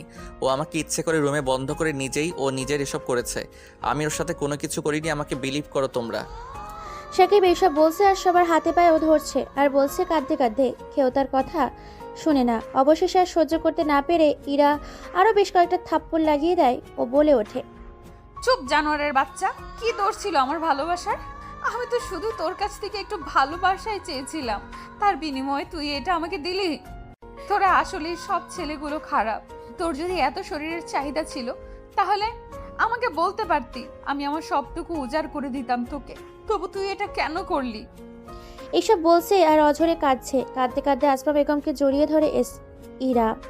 আসমা বেগম পুলিশের উদ্দেশ্যে বলে ওঠে, পুলিশ অফিসার, এরকম ধর্ষককে সমাজে রাখা খুব রিস্ক। আপনি ওকে জেলে নিয়ে যান। আসমা বেগমের মুখে সাকিব এই কথা শুনে বিশাল রকমের একটা ইলেকট্রনিক্যাল শক খায়। নিজের মা হয়ে কি করে নিজের সন্তানকে পুলিশের হাতে তুলে দিচ্ছে, তাও আবার নিজের মুখে বলছে যেন তাকে নিয়ে যাওয়া হয় জেলখানার ভিতর। এটা শুনে একেবারে হতবাক, বলার ভাষা হারিয়ে ফেলেছে। তবুও গলা ফাটিয়ে চিৎকার করে শেষবারের মতো বলে ওঠে, ওয়েট পুলিশ অফিসার, তোমরা খুব পস্তাবে নিজের ছেলেকে বিশ্বাস না করে। আর এই তোমার ভালোবাসার মিস ইরা, আরে তুমি তো ভালোবাসাই চেনো না। যার ভালোবাসার প্রতি কোনো বিশ্বাস নেই সে ভালোবাসবে আমাকে? সত্যিটা একদিন সবার সামনে আসবে, সেদিন হাজার আফসোস করলেও আমাকে পাবে না।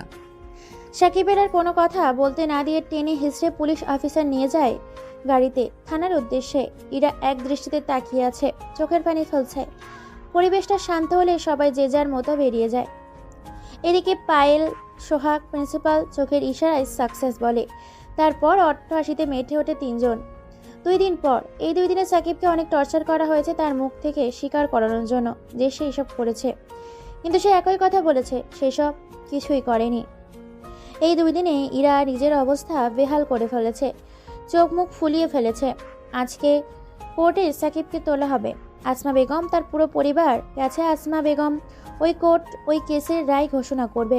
সবাই কোর্টে এসে উপস্থিত হয়েছে। বাদী পক্ষের উকিল ও আসামি পক্ষের উকিলের মধ্যে হাড্ডাহাড্ডি লেগে গেছে কেসটাকে নিয়ে। কেউ বলছে এসবের দোষী নয় সাকিব, কেউ বলছে এসবের দোষের সাথে জড়িত আছে। অবশেষে বাদী পক্ষের উকিল প্রমাণ করে দেয় যে এসবের পিছনে সাকিবের হাত আছে। আসমা বেগম নিজের ছেলের বিরুদ্ধে 7 বছর সশ্রম কারাদণ্ডে দণ্ডিত করে। সাকিবকে শেষবারের মতো দেখে নেয় সবাই। সাকিবের সাথে ইরা দেখা করতে চাইলে সাকিব দেখা না করে চলে যায়। এই ছিল অতীতের কাহিনী। দেখতে দেখতে 5টি বছর কেটে যায়। জেলের ভিতর এর মধ্যে তার বন্ধুরা দেখা করতে এসেছিল সাকিবের সাথে, কিন্তু সাকিব কারোর সাথেই দেখা করেনি। সাকিবের পুরনো স্মৃতি মনে পড়তেই চোখ থেকে 2 ফোঁটা নোনা পানি গড়িয়ে পড়ে। সাকিবের জীবনের এত কষ্ট, এটা শুনে রাহাত, আপন, আলমগীর সবার সান্ত্বনা দিতে থাকে। সাকিবকে দেখতে দেখতে ফজরের আজান দিয়ে দেয় সকাল হয়েছে। এই 5 বছর সাকিব নিজের কোনো যত্ন নেয়নি। চুল, দাড়ি, নখ, শরীরের যা তা অবস্থা। পুরো পাগলের মতো হয়ে গেছে দাড়িগুলো, চুলগুলো ইয়া বড় হয়েছে। তাকে সবাই চুলগুলো কাটতে বলে, সে একটা কথাই বলে, এগুলো তার স্মৃতি হিসাবে তার কাছেই থেকে যাবে। হঠাৎ তাদের কথার মাঝে জেলার সাহেব এসে বলে ওঠে, সাকিব, রাহাত, আপন ও আলমগীর, তোমাদের সততা ও ভালো ব্যবহারের জন্য তোমাদের সুখবর আছে। তোমরা আজ থেকে মুক্তি, স্বাধীন মুক্ত পাখির মতো ঘুমাতে পারবে। তোমাদের 7 বছরে জেল হয়েছিল। তোমাদের ভালো ব্যবহারের জন্য তোমাদের 2 বছরের শাস্তি মওকুফ করে দেওয়া হয়েছে। এখানে তোমাদের জন্য 20,000 টাকা আছে। 4 জনের 5,000 করে তোমরা নতুন করে তোমাদের জীবনটা শুরু করবে। এটা তোমাদের কাজের পুরস্কার। কথাটা শুনে যেন রাগটা রাগান্বিত আগুনের ফাটায় পরিণত হয়। সাকিবের পুরনো স্মৃতির প্রতিশোধ নেবে সে। এখন থেকে শুরু হবে নতুন খেলার শহরে। মুচকি একটা হাসি দেয় সাকিব। তারপর সাকিব, তারা 3 জন, মোট 4 জন মিলে থানার সকল ফর্মালিটি প্রদান করে থানা থেকে বেরিয়ে যায়। থানার বাইরে এসে শরীরটা মুচড়ে নেয়। 4 জন মিলে আজকে প্রায় 5 বছর পর নতুন জগতে নিঃশ্বাস নিচ্ছে। মুক্ত পাখি হয়ে তারা 4 জন মিলে অন্যদিকে বাড়িটিকে 4 দিক দিয়ে ও সানাই দিয়ে ভরিয়ে দিয়েছে। আজকে বিয়ে বাড়িতে নতুন করে উৎসবে জেগেছে। চাকরি করে সাজিয়ে তুলেছে পুরো বাড়িটাকে। বিয়ে বাড়িতে মাতিয়ে তুলেছে আত্মীয় স্বজন ও পাড়ার প্রতিবেশীরা। সবাই বাজি চালাচ্ছে। পুরো বাড়িতে লোকজন দিয়ে ভরা। হ্যাঁ, আজকে বিয়ে হতে চলেছে ওই মিথ্যেবাদী ছলনাময়ী পায়েলের। তারই বিয়েতে ধুমধাম করে তার পরিবার সানাই বাজিয়ে বিয়ে দিচ্ছে তার অন্য একটা ছেলের জীবন নষ্ট করে। সাকিব চলে আসে তার শহরে। প্রথম টার্গেট তার পায়েল, তাই সে সোজা পায়েলের বাড়িতে চলে আসে আপন, রাহাত ও আলমগীরকে নিয়ে। বাড়ির সামনে এসে জানতে পারে আজকে তার গায়ে হলুদ ও কাল তার বিয়ে। তাই কিভাবে বাড়ি থেকে তুলে নিয়ে আসবে পরিকল্পনা করতে লেগে পড়েছে সাকিব তাদের 3 জনের সাথে। অন্যদিকে পায়েল নিজের ভুলটা বুঝতে পেরে চলে যায় আসমা বেগমের বাড়িতে। আসমা বেগমের বাড়িতে গিয়ে এক এক করে সব কিছু খুলে বলে সবার সামনে। এটা শুনে ইরা বেশ কয়েকটা থাপ্পড় মারে পায়েলের গালে। ইরা বলে, তোর মতো কাল নাগিনীর জন্য আমি আমার ভালোবাসাকে অপমান করেছি। তোকে আজকে আমি মেরেই ফেলবো। শুধুমাত্র তোর জন্য 5টা বছর আমি অঝরে চোখের পানি ফেলেছি। তোর জন্য পুরো পরিবারটা আমাদের লন্ডভন্ড হয়ে গেছে। এইটা বলছে আর একের পর এক থাপ্পড় দিয়েই চলেছে ইরা পায়েলের গালে। আসমা বেগম ও জান্নাত বেগম পায়েলকে ইরার কাছ থেকে ছাড়িয়ে পায়েলকে আরও কিছু না বলে ইরাকে নিয়ে গাড়ি নিয়ে বেরিয়ে যায় থানার উদ্দেশ্যে। কয়েক ঘন্টার মধ্যেই থানায় এসে হাজির হয়ে যায়। তারপর আসমা বেগম বলে ওঠে, পুলিশ অফিসার কয়েদি নম্বর 103 সে জেলে ছিল। 7 বছর তাকে জেলে রায় শোনানো হয়েছিল। সে কোথায়? তাকে তো দেখছি না। সরি ম্যাম, আপনি বোধহয় সাকিবের কথা বলছেন। সাকিবকে আজকে জেল থেকে বের করা হয়েছে। তার 7 বছর জেল শোনানো হয়েছিল। তার ভালো ব্যবহার আচরণের জন্য তাদের 4 জনকে 5 বছর জেল খাটার পরে ছেড়ে দেওয়া হয়। আর আপনার আসার মাত্র কয়েক ঘন্টা আগে তাকে ছেড়ে দেওয়া হয়েছে। এই কথা শুনে ইরা সহ তার পুরো পরিবার কান্নায় ভেঙে পড়ে। কি ভুল করেছে তারা? সাকিবের সাথে কি অন্যায় করেছে? সাকিবের কথা না শুনে তারপর পুলিশ অফিসারের কাছে সাকিবের ছবি চাইলে পুলিশ অফিসার সাকিব ও তাদের 3 জনের শেষ স্মৃতি হিসাবে একটা ছবি রেখে দেয়। আর ইরাও তাদের পরিবারের ছবিটা দেখে হাউমাউ করে কাঁদতে থাকে, কেননা সাকিবকে চেনাই যাচ্ছে না। মুখে দাড়ি, মাথায় চুল, শরীরের কি অবস্থা! যে ছেলে কিনা শরীরের এক ফোঁটা যত্ন নিতে ভুলতো না, সেই ছেলের শরীরে অবস্থা দেখলে এমনিতেই চোখের পানি চলে আসবে। পুরো পাগল হয়ে গেছে, পাগল দেখাচ্ছে সাকিবকে। তারপর পুরো শহরে খুঁজতে থাকে সাকিবকে, কিন্তু পায় না। হারিয়ে যাওয়া ব্যক্তিকে খুঁজে পাওয়া খুবই সহজ, কিন্তু কেউ যদি হারিয়ে যায় তাকে খুঁজে পাওয়াটা খুব কঠিন। দেখতে দেখতে দিনটি কেটে যায়। ইরাকে নিজের ঘর বন্দি করে ফেলেছে। আজকে পায়েলের বিয়ে। পায়েলের মনটা ভীষণ খারাপ, সে নিজের কাজে বেশ অনুতপ্ত। বরপক্ষ প্রায় চলে আসার সময় হয়ে গেছে। হঠাৎ বিয়ে বাড়িতে প্রবেশ করে 4 জন মুখোশধারী ব্যক্তি। কালো পোশাকে আবৃত সেই 4 জন কালো পোশাকধারী লোক বিয়ের কনের সামনে চলে আসে। বিয়ের কোণে পায়েল সেই 4 জনের মধ্যে থেকে একজনকে দেখেই আটকে ওঠে, কেননা সেজে সাকিব। কেউ কোনো কিছু বলে ওঠার আগেই পর পর কালো পোশাকধারী লোকগুলো বেশ কয়েকটা গুলি চালায়। পুরো বিয়ে বাড়ি থমকে যায়। কে কোথা থেকে গুলি চালাচ্ছে তার উৎস খুঁজতে থাকে সবাই। কোনো কথা ছাড়াই কালো পোশাকধারী ব্যক্তিগুলো প্রকাশ্যে পায়েলকে তুলে নিয়ে আসে কালো গাড়িতে। ভয়ে কেউ বাধা দেওয়ার চেষ্টাও করে না। খবরটা পেয়ে যায় সাংবাদিক। চলে আসে সাংবাদিক, বলছে টিভি স্ক্রিনে। আজকের জমজমাট ও রমরমাট খবর শহরের বিখ্যাত বিজনেসম্যানের একমাত্র মেয়ে পায়েলের বিয়েতে। পায়েলকে 4 জন মুখোশধারী ব্যক্তি এসে উঠে নিয়ে গেছে। প্রকাশ্যে বাধা দেওয়ার চেষ্টা করলে তাদের বন্দুকের ভয় দেখায়। পুলিশ খুঁজতে থাকে পুরো শহরে সেই 4 জন অজ্ঞাত ব্যক্তিকে। এখনো পায়েলের কোনো হদিশ পাওয়া যায়নি।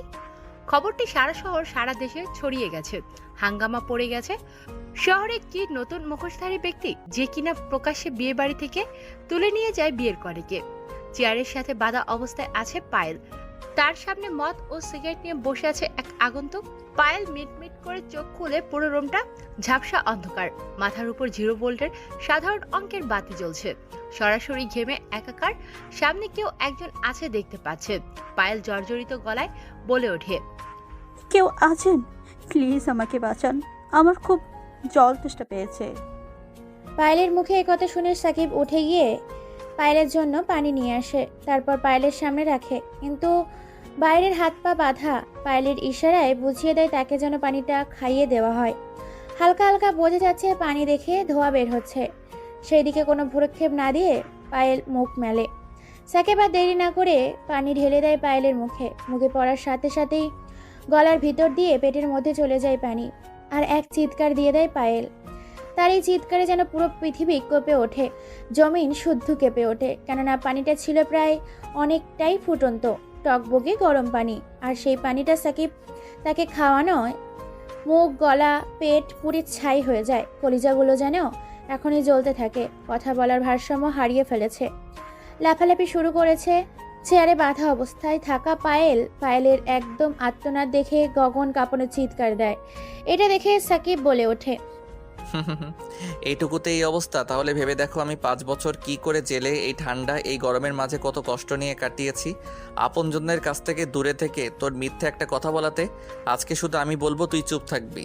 তোর সাথে এমন কিছু হতে চলেছে যে এটা পৃথিবীর শ্রেষ্ঠ শাস্তি হতে চলেছে।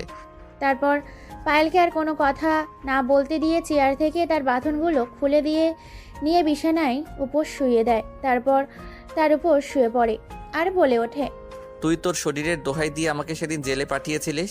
আজকে তোর শরীর দিয়ে আমি আমার 5 বছরের এই ক্ষুধার্ত তেষ্টা মিটাবো। এই বলে জোরপূর্বক পায়েলের বাধা দিলেও পায়েলের শরীর থেকে সব জামা কাপড় ছিঁড়ে ফিকে দেয় সাকিব। তারপর শরীরের ঠোঁট, মুখ, কানে, সারা শরীরে কামড়ো চুমু দিচ্ছে। ঠোঁটের উপর অশ্ব কামড় দিতে থাকে। কামড়ে ঠোঁটের অবস্থা খারাপ করে ফেলেছে। লজ্জাস্থান থেকে শুরু করে সারা শরীরে কামড়ের দাগ ও আঁচড়ের দাগ। জোরপূর্বকভাবে প্রায় 75 মিনিট ধরে শারীরিক অত্যাচার করে পায়েলের উপর। প্রায় আধমরা হয়ে গেছে পায়েল। লজ্জাস্থান পুরোপুরি ড্যামেজ হয়ে গেছে।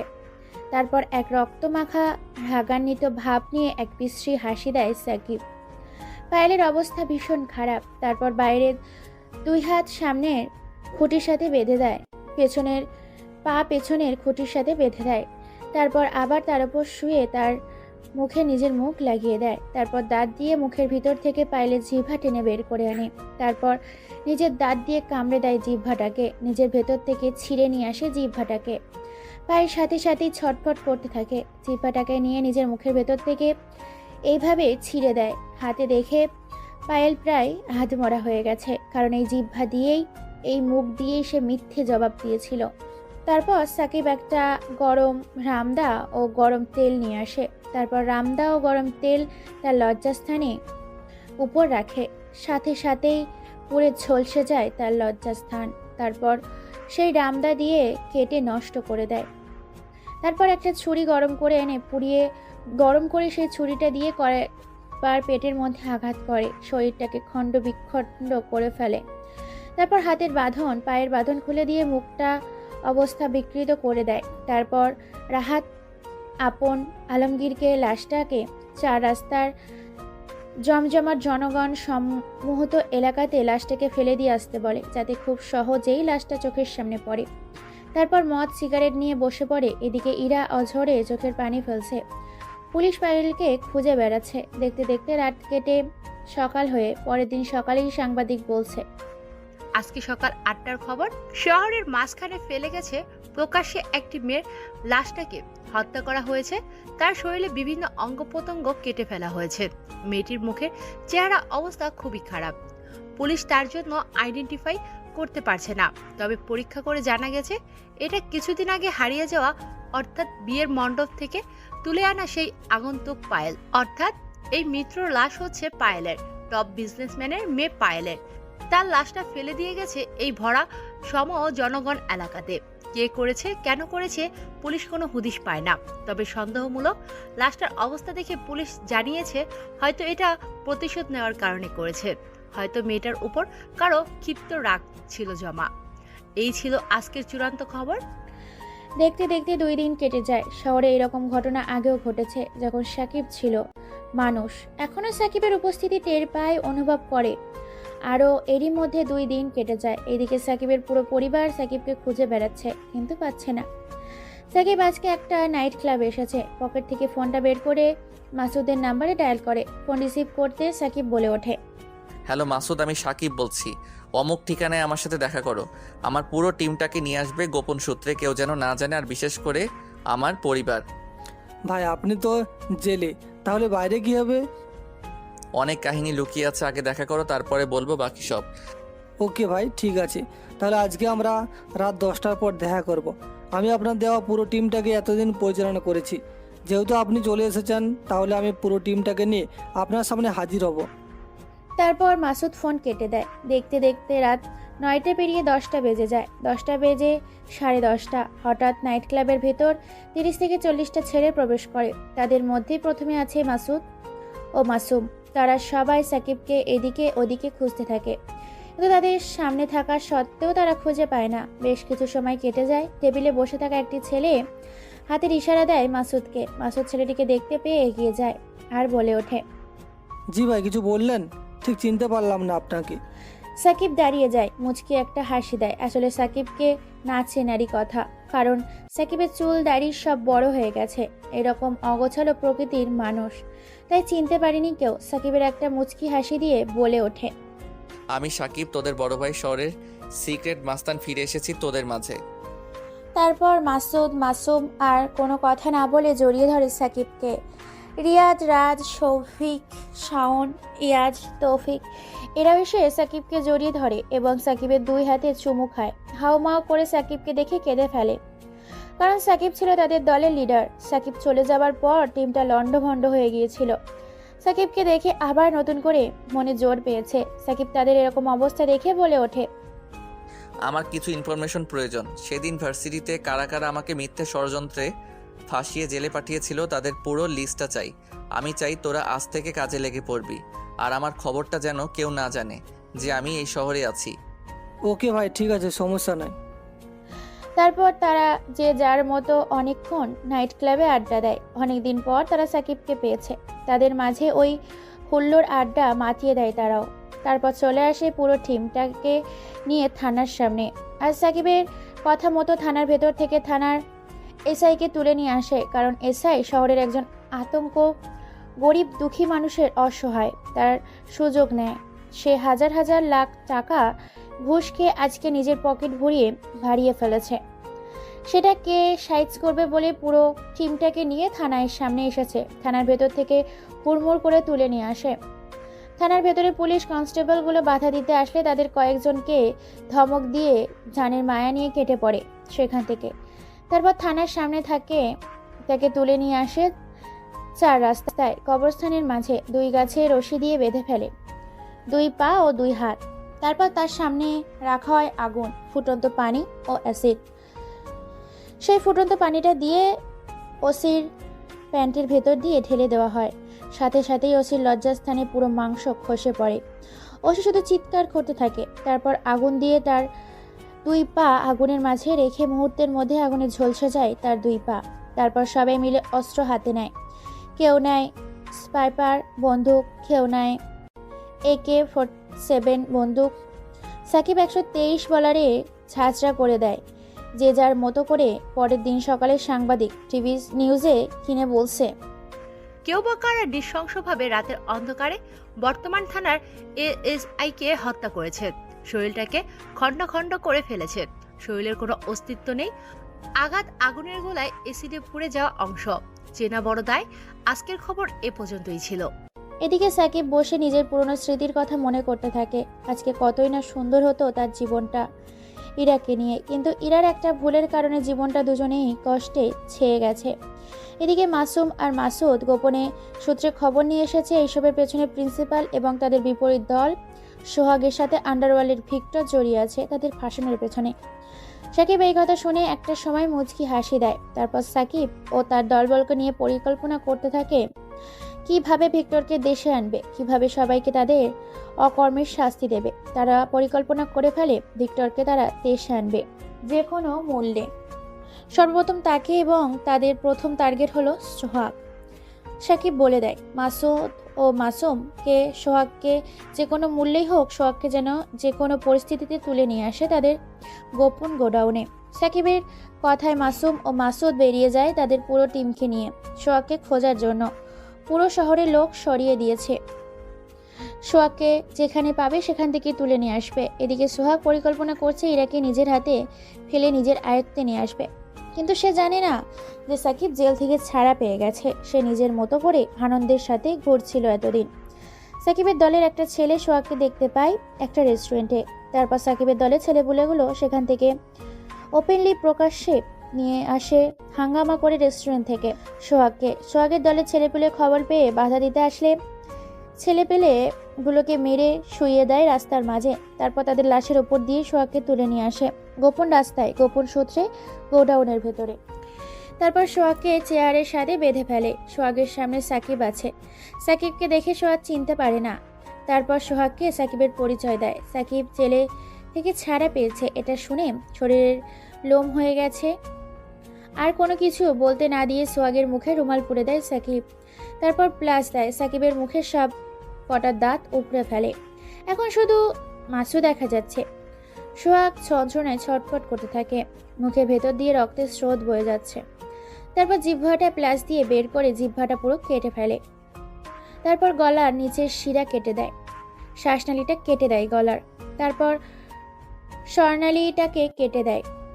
তারপর ছুরি দিয়ে একের পর এক পেটে আঘাত করতে থাকে, নির্মমভাবে একের পর এক আঘাত করতে থাকে। তারপর মাসুদ একটা লোহার আগুনের রডকে গলিয়ে আনা লোহার শিক সোহাগের পুরুষত্বের মধ্যে ঢুকিয়ে দেয়। ছটফট করতে করতে প্রাণ হারায়। আর এরই তখন ভিডিও করছিল ক্যামেরা দিয়ে মাসুম। তারপর সাকিবের কথা মতো পুরো ভিডিওটা পাঠিয়ে দেয় প্রিন্সিপালের হোয়াটসঅ্যাপে ও ভার্সিটির বিভিন্ন গ্রুপে। সবাই ভিডিওটা দেখে এই রকম মর্মান্তিক মৃত্যু দেখে সোহাগের ছেলেগুলো এখন থেকেই গা ঢাকা দেওয়া শুরু করেছে নিজেদের জীবন বাঁচানোর জন্য। প্রিন্সিপাল এরকম ভিডিও দেখে শহর থেকে পালানোর প্রস্তুতি নিয়েছে। অন্যদিকে সাকিবের কথা মতো মাসুম আর মাসুদ ও তার দলের ছেলেপুলেগুলো প্রিন্সিপালকে ধরতে তার বাসায় চলে গেছে। অন্যদিকে রিয়াদ, রাজ, সৌভিক, শাওন, ইয়াজ, তৌফিক এরা সবাই আন্ডারওয়ার্ল্ডের ভিক্টরকে কিভাবে দেশে আনা যায় পরিকল্পনা করতে লেগে গেছে। পরের দিন সকালে প্রিন্সিপালকে নিয়ে আসে পরিত্যক্ত একটা গোডাউনের মাঝে। প্রিন্সিপালের সামনে রাখা হয়েছে মৃত মানুষের লাশ, দুর্গন্ধ বেরোচ্ছে। তারপর রাখা হয়েছে আগুনের লাভা, এক পাশে রাখা হয়েছে ফুটন্ত পানি, এক পাশে রাখা হয়েছে ফুটন্ত অ্যাসিড, আর এক পাশে রাখা হয়েছে একটা মোটা রশি ঝুলিয়ে রাখা, যেটাতে ফাঁসি দেওয়া হয় মানুষকে। এসব দেখে হাসতে থাকে সাকিব। তারপর সাকিব বলে ওঠে, তোর ছেলের ফাঁসি হয়েছিল ধর্ষণের ফলে, আর আজকে তোর ফাঁসি। নিজেকে আগুনে পোড়াবে, অথবা ফুটন্ত অ্যাসিডে, অথবা গরম পানিতে নিজের শরীরটাকে ঝলসে ফেলবি। তোর কাছে 5টা অপশন আছে, কোনটা বেছে নিবি সেটা তোর মাথা ব্যথা। আর আমি নিজের শাস্তি দিলে সেই শাস্তিটা হবে আজরাইলের থেকেও জাহান্নামকে হার মানানোর ভয়ঙ্কর বেদনাদায়ক শাস্তি। প্রিন্সিপাল কি করবে বুঝতে পারে না। প্রিন্সিপালের জীবনটা ধুকু ধুকু করতে শুরু করেছে। প্রিন্সিপালের সামনে রাখা হয়েছে অসংখ্য অপশন, তাদের মধ্যে একটা তাকে বেছে নিতে হবে। প্রিন্সিপাল ভাবতে থাকে আগুনের লাভায় ঝাঁপ দিলে তিলে তিলে মরতে হবে, ঝাঁপ দিলে শরীরটা নিমেষেই গলে পড়ে যাবে, আর ফুটন্ত পানিতে ঝাঁপ দিলে মরলে সারা শরীরে ফোসকা দিয়ে কষ্টদায়ক মৃত্যু হবে তার। এদিকে ভিক্টর দেশের উদ্দেশ্যে রওনা দিয়েছে।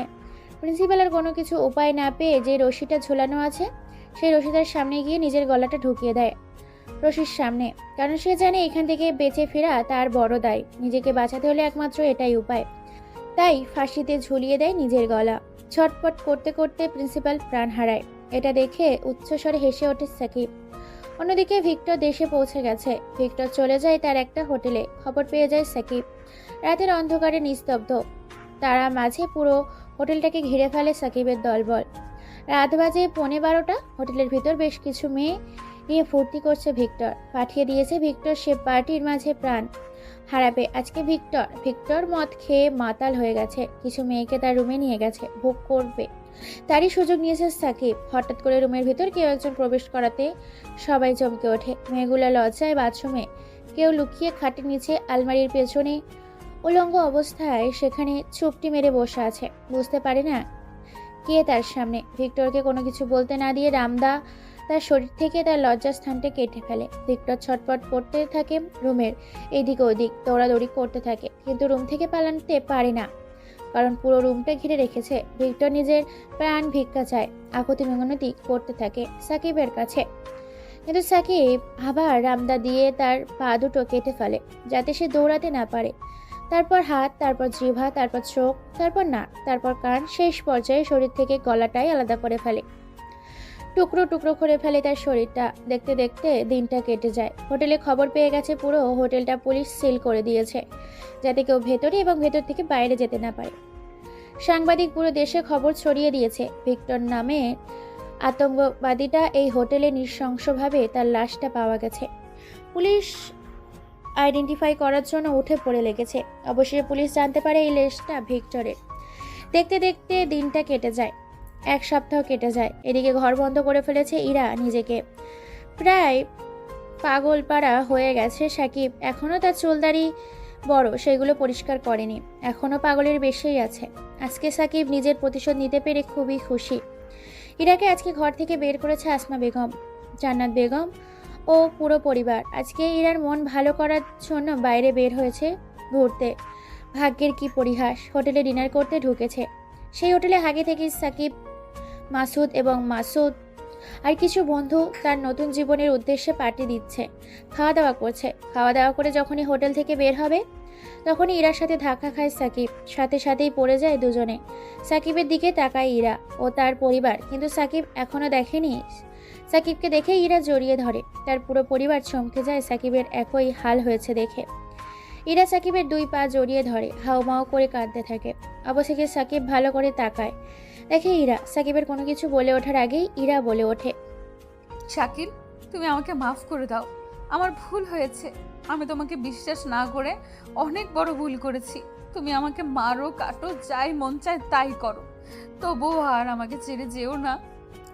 সাকিব কি করবে, কি বলবে ভেবে পায় না, কেননা 2 পা আঁকড়ে ধরেছে ইরা। সামনে এগিয়ে যেতে পারে না, পেছনে এগাতে পারে না।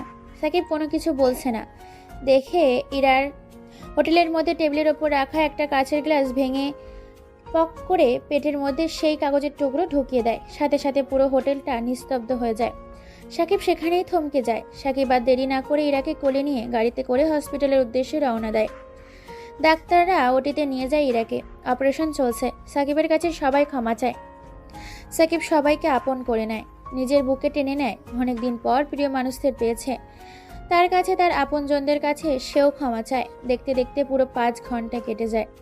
ডাক্তার বাইরে আসে। সবাই ডাক্তার সাহেবকে জিজ্ঞেস করে। ডাক্তার সাহেব সবাইকে শান্ত হয়ে বলে, আউট অফ ডেঞ্জার। ইরা এখন সুস্থ আছে, ভালো আছে। এক এক করে সবাই ইরার সাথে দেখা করে। অবশেষে সাকিব যায় ইরার কেবিনে। তারপর একটা চেয়ার নিয়ে ইরার পাশে বসে পড়ে। ইরার হাতটা ধরে বলে ওঠে, তুমি ভাবলে কি করে তুই মরে গেলে এই পাগলটাই পৃথিবীতে বেঁচে থাকবে কি করে? আমিও যে তোমায় বড্ড ভালোবাসি ইরা পাগলি। ইরা আর কোনো কথা না বলে টুকুস করে সাকিবের ঠোঁটে একটা চুমু খায়। সাকিব এটা দেখে অবাক। খুনসুটির মধ্যে দিয়ে সন্ধ্যা পেরিয়ে রাত হয়। রাত 8টা বাজে। আর সাকিব তার পুরো পরিবারের বাসায় চলে যেতে বলে। এখন হাসপাতালের কেবিনে বসে আছে সাকিব আর শুয়ে আছে ইরা। ইরার ঘুম পেয়েছে।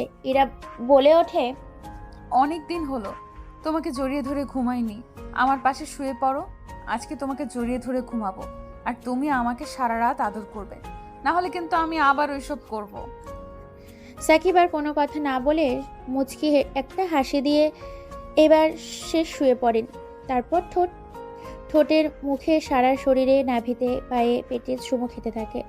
সাথে ফ্ল্যাট চাতে ইরা এতদিন না পাওয়া ভালোবাসাটা সে বুঝতে পারে। দেখতে দেখতে দুজনে 2 ঠোঁট একত্রিত করে এক জায়গায় ঘুমিয়ে পড়ে জড়িয়ে ধরে। পরের দিন তাদেরকে বাসায় নিয়ে যাওয়া হয়। 1 সপ্তাহ কেটে যায় হাসি ঠাট্টার মধ্যে দিয়ে। দেখতে দেখতে তাদের বিয়েও হয়ে যায়। আজকে তাদের বাসর রাত। বাসর ঘরে বসে আছে ইরা। বসে যে রুমে প্রবেশ করে সাকিবকে সালাম করে। তারপর দুজনেই নামাজ পড়ে আবার খাটে এসে বসে পড়ে। সাকিব ইরাকে শুইয়ে দেয় খাটের ওপর। তারপর ইরা শরীর থেকে সকল রকম গহনা খুলে ফেলে। তারপর শরীর থেকে কাপড় ধীরে ধীরে খুলে ফেলে। সারা শরীরে চুমু খেতে থাকে। সাকিব হাতে, পায়ে, পেটে, নাভিতে চুমু, ঘাড়ে, নাকে, কানে, সারা শরীরে চুম্মা খেতে থাকে। সাথে স্লাইডও করতে থাকে। ওপর থেকে ধীরে ধীরে নিচে নামতে থাকে। আস্তে আস্তে হারিয়ে যেতে থাকে তারা ভালোবাসার চাদরে। দুজন দুজনকে আগলে নিয়ে ভালোবাসার চাদরে হারিয়ে যেতে থাকে। গভীর সমতুল্যের সাগরে ধীরে ধীরে ডুব দিয়েছে। সাগরের গহীনের সাকিব নতুন ভালোবাসার চাদরে পূর্ণতা পেলাম। ও 2টি দেহ ও 2টি ভালোবাসা মন। জানি না গল্পটি কেমন উপহার দিয়েছি তোমাদের, জানি না কেমন লিখেছি, জানি না। আসলে অতিরিক্ত বৃষ্টি হওয়ার কারণে এবং হাতে সময় না থাকার কারণে গল্পটা খুবই শীঘ্রই শেষ করে দিলাম। পরবর্তী তোমাদের আশিক ভাইয়া এবং আমার ভয়েস নিয়ে নতুন একটা গল্প নিয়ে আসতে চলেছি, শুধুমাত্র পাওয়ারফুল, যেটায় থাকবে শুধু কাটাকাটি আর মারামারি আর রহস্যময় খুন। অবশ্যই ভিডিওগুলো দেখতে আমাদের চ্যানেল সাবস্ক্রাইব করো এবং পাশে থাকো। আর পারলে ভিডিওগুলো শেয়ার করো, কারণ এই ভিডিওটা ইউটিউব সাইবারে প্রথম পাওয়ারফুল হতে চলেছে। ধন্যবাদ সবাইকে এতক্ষণ পাশে থাকার জন্য। শুভকামনা করে, তোমাদের সুস্থতা কামনা করে গল্পটা এখানেই ইতি টেনে দিলাম।